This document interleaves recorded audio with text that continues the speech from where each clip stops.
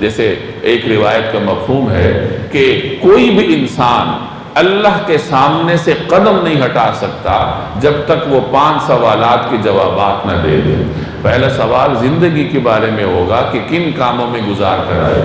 دوسرا سوال جوانی کے بارے میں ہوگا کہ کن کاموں میں جوانی گزاری۔ تیسرا اور چوتھا سوال مال کے بارے میں ہوگا کہ کمایا کیسے، خرچ کیسے کیا۔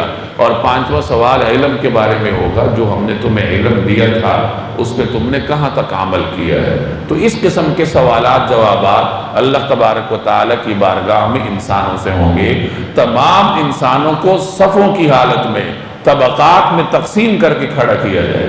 نمازی نمازیوں کے ساتھ ہوگا، روزہ دار روزہ داروں کے ساتھ ہوگا، نیکوکار نیکوکاروں کے ساتھ ہوگا، بے نمازی بے نمازیوں کے صف میں ہوگا، روزہ خور روزہ خوروں کی صف میں ہوگا۔